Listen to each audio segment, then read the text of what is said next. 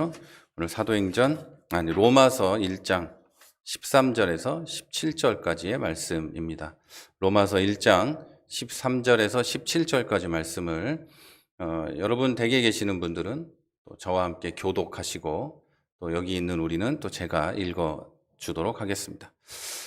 형제들아, 내가 여러 번 너희에게 가고자 한 것을 너희가 모르기를 원하지 아니하노니 이는 너희 중에도 다른 이방인 중에서와 같이 열매를 맺게 하려 함이로되 지금까지 길이 막혔도다.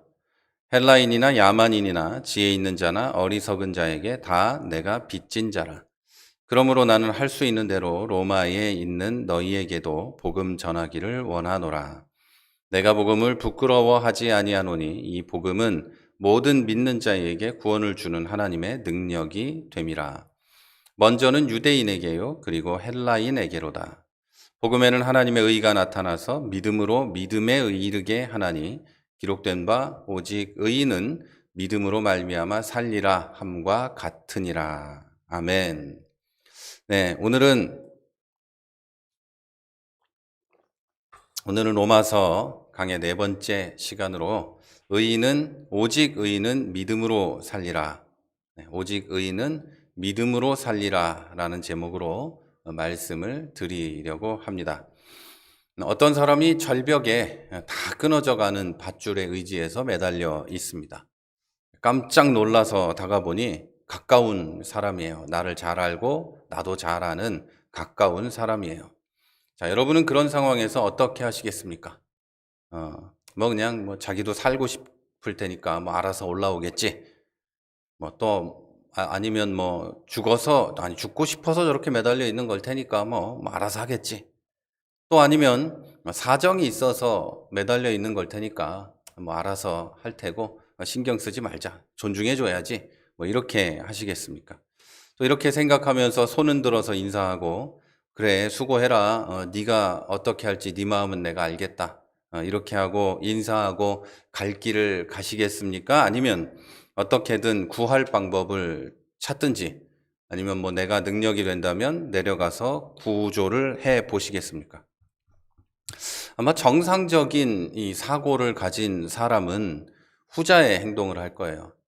당신에게 사정이 있을 테니 그냥 내가 관여하지 않고 지나가겠습니다 라고 하지 않고 대부분은 후자의 행동을 할 거예요. 아마 생각도 하기 전에 고민을 해보기 전에 밧줄을 구해보든 내가 직접 내려가든 119에 신고를 하든 그렇게 할 거예요. 또 그 자리를 떠나지 않고 애타게 기도하면서 구조할 노력을 하고 또 다른 사람에게 부탁을 했다면 구조가 될 때까지 기다리게 될 겁니다. 절벽에 매달려 있는 사람은 말을 걸어주고 손을 흔들어주는 친구가 필요하지 않습니다. 오직 자기를 구해줄 사람만 필요하다는 것을 누구나 알고 있기 때문에 우리는 누군가 그런 위험에 처하면 119에 전화하든 직접 구하든 어떻게 하든 노력을 하게 되는 것이죠. 자, 이와 같이 기독교인은 아직 복음을 모르고 죽어가는 사람들에게 필요한 사람이 같이 커피 한 잔 마실 사람이 아니라 복음을 전해줄 사람이라는 것을 잘 알고 있습니다. 그래서 복음을 전하지 못하면 빚을 진 것 같고 가슴이 답답하고 가슴이 불붙는 것 같고 이런 느낌을 받는 것이죠.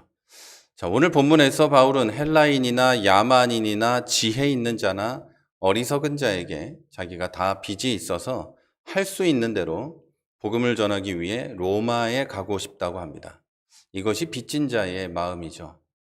먼저 복음을 믿고 구원을 받은 우리 같은 모든 사람들이 가져야 하는 마음, 빚진 자의 마음입니다. 나하고 아무 상관없는데 나는 저 사람에게 빚진 게 없고 받은 것도 없는데 저 사람이 복음을 전하지 않으면 저 사람이 죽을 것 같고 그 영혼이 불타는 영원한 지옥에 빠질 것 같아서 너무 고통스러워하는 그 마음, 그게 빚진 자의 마음이고 예수를 먼저 믿은 사람에겐 누구나 있어야 하는 마음이죠. 또 이 마음과 같이 있어야 하는 것이 있는데 바로 복음을 자랑스러워하는 마음입니다. 바울을 비롯한 사도들은 빚진 자의 마음으로 복음을 자랑스러워하면서 온 세상에 복음을 들고 달려갔습니다. 만약에 복음이 자랑스럽지 않다면, 빚진 자의 마음만 있다면 빚진 자의 마음으로 다른 걸 주겠죠. 복음이 아니라 구호 물자를 전해주든지, 복음이 아니라 뭐 그냥 앉아서 같이 이야기를 해주든지, 안타까워서 그렇게 했겠지만 복음과 복음을 자랑스러워하는 마음이 있었기 때문에 그들에게 가장 먼저 복음을 줄 수 있었던 거죠. 왜냐하면 내가 복음을 받고 복음을 믿고 구원을 받았기 때문에 복음이 자랑스러워지고, 그리고 죽어가는 사람들에게 그거를 전해야 했던 것이죠. 자, 그러면 그들은 왜 복음을 자랑스러워했는지 구체적으로 좀 보겠습니다. 자, 바울은 복음을 부끄러워하지 않는다라고 선언하면서 복음은 모든 믿는 자에게 구원을 주시는 하나님의 능력이 된다, 이렇게 말합니다. 자, 바울이 복음을 부끄러워하지 않았던 이유는 이 복음에 믿는 자에게 구원을 주시는 하나님의 능력이 나타나 있기 때문이었습니다. 자, 그래서 빚진 자의 마음이 있었던 바울은 어떻게 해서든지 그 복음을 로마에까지 가서 전달하려고 했던 것입니다. 그 고생을 하면서도 돌고 돌아서 로마까지 가서 그 복음을 전달하고 싶었던 거죠. 지금 우리에게도 이런 마음이 필요합니다. 복음에 믿는 자를 구원하는 하나님의 능력이 있고, 내가 복음을 전하는 것이 절벽에 매달린 한 사람을 구원하는 것이라는 그런 안타까운 마음, 불타는 마음이 필요하다는 거죠. 만약에 죽어가는 사람을 구조하는 것보다 내 마음의 편안함을 더 귀하게 여기는 사람이 있다면 우리는 참 부족한 사람이다, 이렇게 평가를 할 것입니다. 또 뭐 조금 더 평가하자면 이기적인 사람이다, 지밖에 모른다, 이렇게 평가할 수 있겠죠. 이처럼 편안하게 사는 것을 복음 전도보다 우선순위에 두는 사람이 있다면 그 사람 역시 하나님 앞에서 참 부족한 사람이 될 것입니다. 복음을 자랑스러워하지 않거나 복음의 능력을 잘 모르거나 또는 나밖에 모르는 사랑이 없는 사람이다, 이렇게 평가될 것입니다. 자, 그럼에도 우리는 내 주위의 사람들이 지옥으로 영원한 멸망의 길로 가고 있는데도 그들을 구원하는 하나님의 능력이 나타나는 복음을 전하지 않을 때가 있습니다. 그들과 놀아주고 커피는 마셔주지만 복음은 전하지 않는 겁니다. 나와 가장 가깝고 나와 가장 친하고, 같은 말이네요. 나와 가장 친한 친구, 내가 가장 사랑하는 사람, 그들에게 복음은 주지 않는 거죠. 커피도 사주고 밥도 사주고 다 하는데 그것만 하지 않는 거죠. 여러분, 아직 복음을 모르고 믿지 못하는 사람에게 필요한 것은 복음을 전해줄 사람이지 놀아줄 사람이 아닙니다. 복음을 전해서 구원을 시켜줄 사람이지, 절벽에 매달려 있는 나를 건져줄 사람이지, 앉아서 매달려 있는 나에게 좋은 말을 해주고 놀아주고 커피 사주고 할 사람이 아니라는 겁니다. 자, 여러분, 전도는 교회에 나와달라고 간청하는 것이 아닙니다. 대부분 그런 오해를 하는데요. 전도는 교회에 나와달라고 간청하고 그를 설득하고 하는 게 아니라 영혼을 구원하는 하나님의 의와 능력이 나타나는 단 하나의 길을 전해주는, 인간이 할 수 있는, 기독교인이 할 수 있는 궁극의 사랑의 행위입니다. 우리는 사랑의 행위를 한다면서 그들에게 구제물자, 구호물자도 전해주고 또 기부도 하고 또 여러 가지를 하지만 가장 중요한 것을 하지 않을 때가 있다는 거예요. 여러분, 전도는 교회에 나와달라고 부탁하는 것이 아니라 그들의 영혼을 구원하는 행위이고, 하나님의 의와 능력이 나타나는 복음을 주는 단 하나의 길이라는 것, 이거를 여러분 기억하시기를 바랍니다. 게다가 이것은 아무나 할 수 있는 게 아니라 오직 예수님을 먼저 믿은 사람만이 할 수 있는 특별한 행위입니다. 전도를 어렵게 생각하는 분들이 있는데요. 전도는 복음을 들려주는 것입니다. 당신 예수 믿고 구원받아야 합니다. 당신은 구원받지 않으면 영원한 지옥에 갈 수밖에 없습니다. 굉장히 많은 미사역으로 꾸미면서 말을 하지만 여러분, 전도는 아주 명확해요. 복음을 전해주고 들으라 말하고 믿으라 말하고 하는 거예요. 자, 여러분, 부끄럽다는 말을 사전에서 찾아보면 일을 잘 못하거나 양심에 거리껴 볼 낯이 없거나 매우 떳떳하지 못하다 또는 스스럼을 느껴 매우 수줍다라고 나옵니다. 자, 그럼 반대로 부끄럽지 않다는 말은 이런 뜻일 겁니다. 일을 잘 하거나 양심에 맞아 얼굴을 드러내거나 매우 떳떳하다, 스스러움이 없이 매우 자랑스럽다, 이렇게 할 수 있을 것입니다. 우리는 복음을 듣고 믿어서 구원을 받았습니다. 자, 그런데 그 복음을 전하면 그 사람과 멀어질까 걱정도 되고, 한편으로는 내 상황이 나아지면 복음을 전하겠다는 생각을 하기도 합니다. 어떨 때는 교회와 복음을 전하면 비웃을까봐 걱정이 되기도 합니다.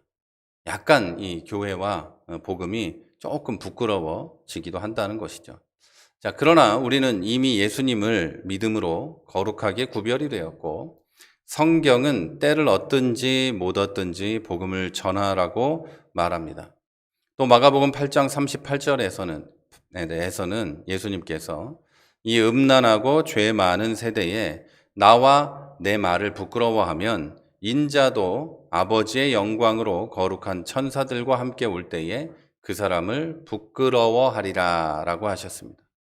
나를 구원한 우리 주 예수 그리스도와 복음과 그 능력을 매우 자랑스러워 하시기를 바랍니다. 복음에 대해 떳떳하고 스스러움 없이 매우 자랑스러워 하시기를 진심으로 부탁을 드립니다. 만약에 그러지 못한다면 마지막 때에 예수님께서 하나님의 영광으로 이 세상에 오실 때 예수님은 하나님 앞에서 여러분을 부끄러워 하실 거라고 이야기하셨습니다. 저는 저와 여러분이 복음을 자랑스러워하고 예수님이 이 세상에 오셔서 하신 일과 그분이 나를 구원하신 것을 자랑하게 되는 그런 귀한 성도들이 되기를 부탁드립니다. 자, 그럼 여러분, 복음의 능력은 무엇입니까? 복음에 나타나는 하나님의 능력은 무엇일까요?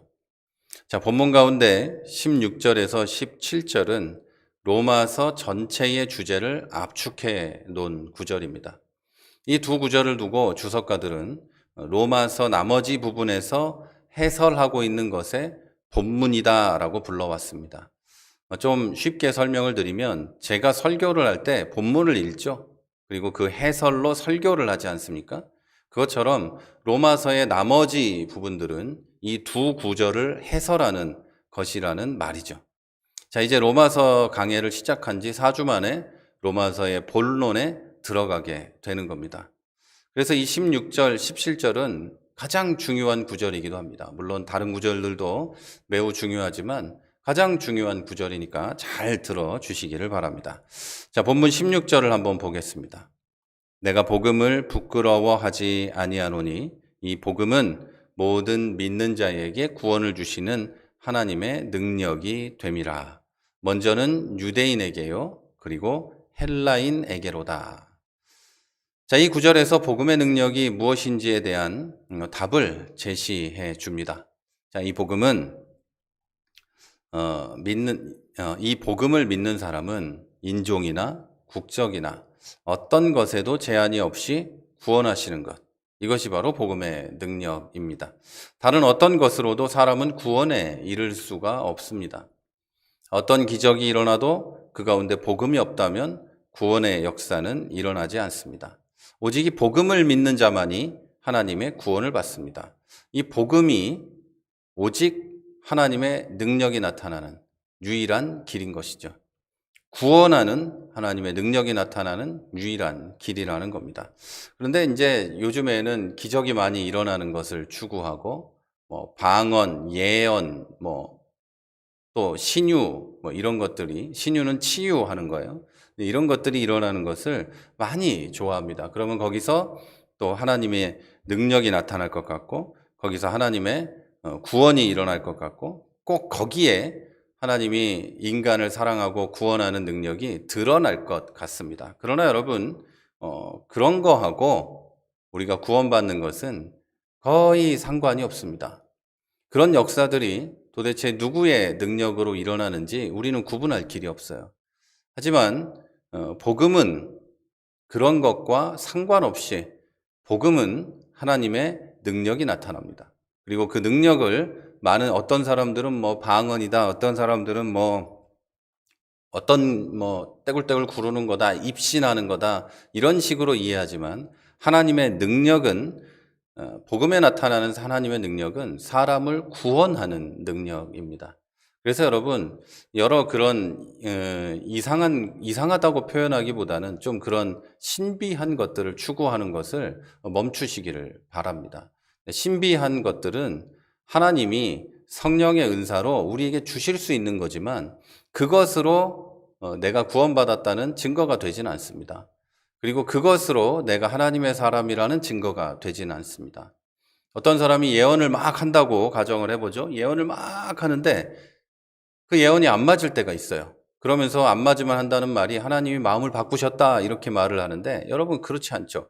예언이라고 하는 것은 하나님께서 모든 사람에게 주시는 그런 말씀이어야 하는 거죠.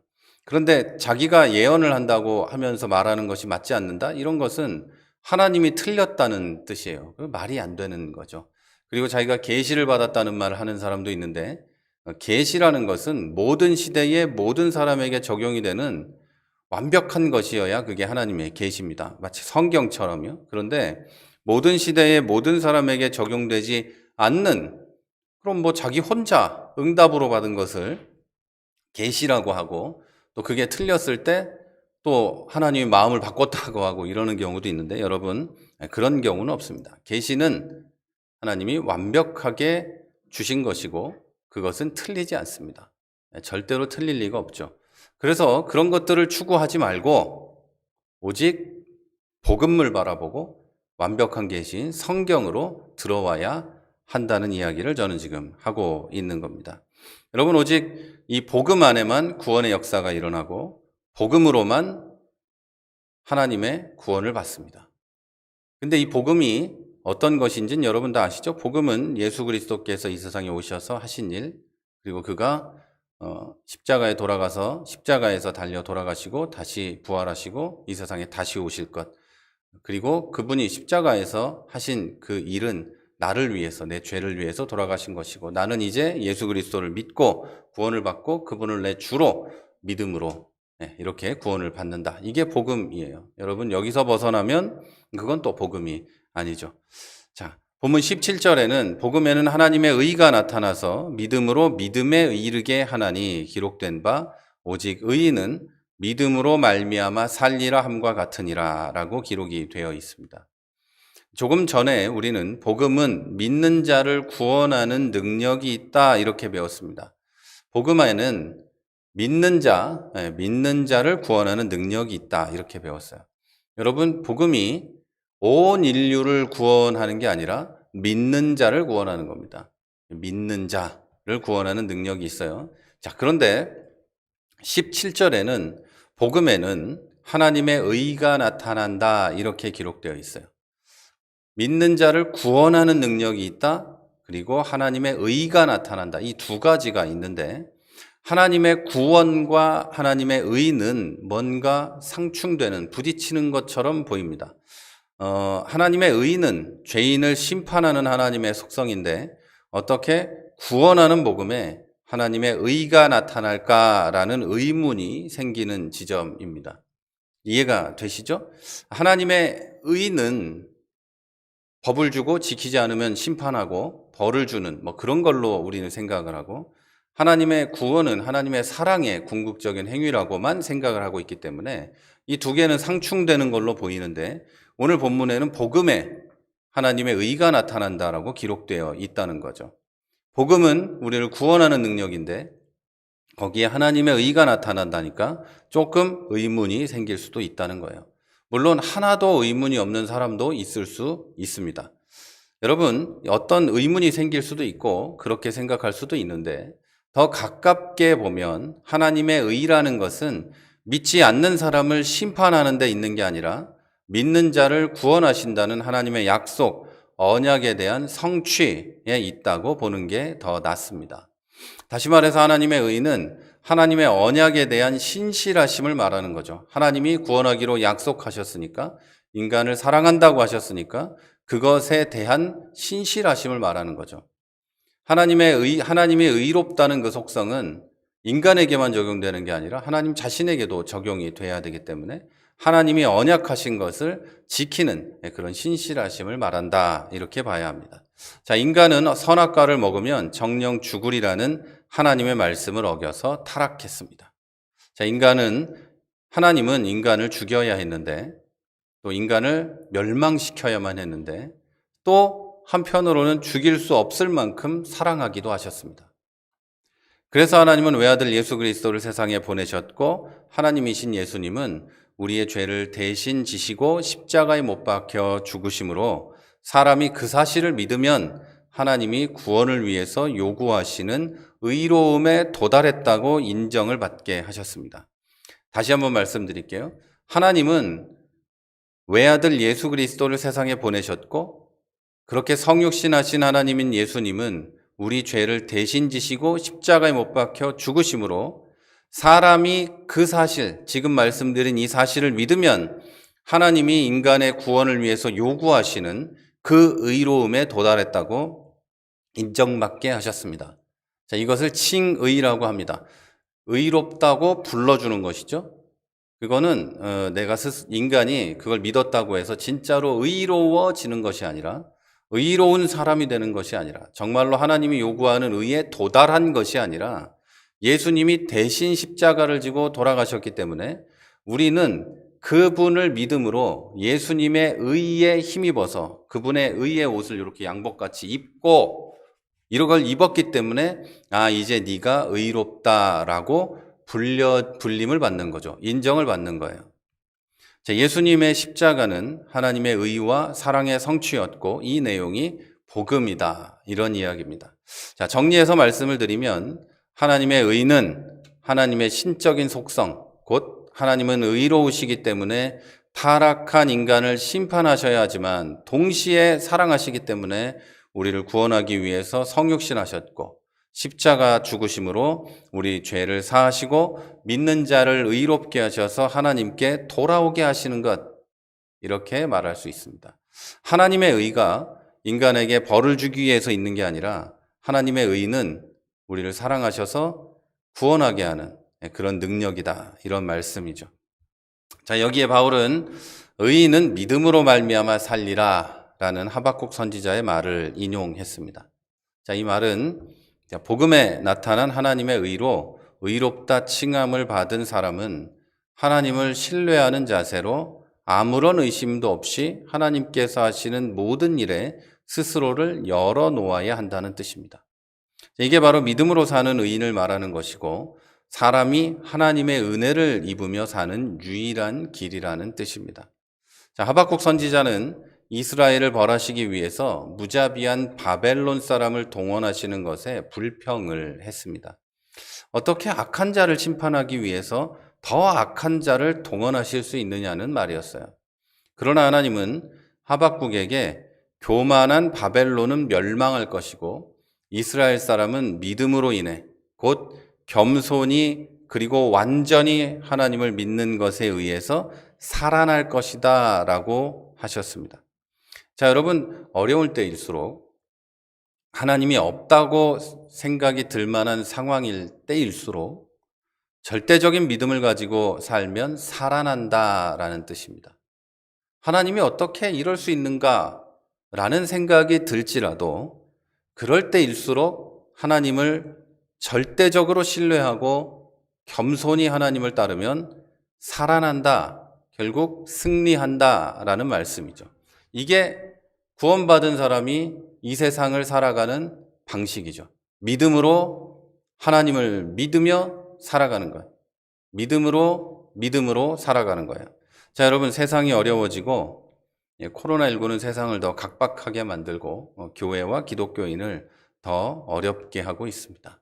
자, 그러나 이런 상황에서도 우리의 구원도, 우리의 생명도, 우리의 삶도 모두 하나님께 달려 있다는 걸 믿으시고 전혀 흔들림 없이 하나님을 신뢰하시기를 부탁을 드립니다. 자, 여러분, 모든 믿는 사람에게 구원을 주시는 하나님의 능력이 되는 복음과 예수 그리스도를 부끄러워하지 말고 자신 있게 증거하시기를 바랍니다. 여러분을 구원한 복음이 부끄럽진 않으실 거 아니에요. 여러분을 구원한 복음이 좀 감추고 싶은 비밀은 아닐 거 아니에요. 세상이 어찌 됐든 간에 내가 사랑하는 사람을 구원하기 위해서는 내가 입을 열어서 그에게 복음을 전하는 길밖에 없다는 걸 믿으시기를 바랍니다. 그리고 복음만이 능력이 된다는 걸 믿으십시오. 그리고 복음 안에 사람을 구원하는 하나님의 능력이 있다는 것도 믿으시기를 바랍니다. 그리고 복음 안에 하나님의 의가 있어서 그 사람을 정죄하지 않고 사랑하여 구원할 거라는 것도 믿으시기를 바랍니다. 복음만이 능력이고 복음을 전할 때 하나님의 역사는 반드시 일어날 것입니다. 또 구원받은 하나님의 백성으로서 하나님의 구원의 은혜를 이 세상에서도 체험하고 싶다면 여러분 어떤 상황에서도 하나님을 완전하게 믿는, 완전하게 신뢰하는 믿음으로 사시기를 바랍니다. 의인은 믿음으로 구원받고 믿음으로 사는 사람입니다. 여러분, 우리는 믿음으로 구원받았고 이 세상도 믿음으로 삽니다. 자, 저는 여러분, 우리 모두가 복음을 부끄러워하지 않고 오직 믿음으로 살아서 하나님의 은혜를 날마다 경험하게 되기를 주 예수 그리스도의 이름으로 축원합니다. 자, 우리 이제 한번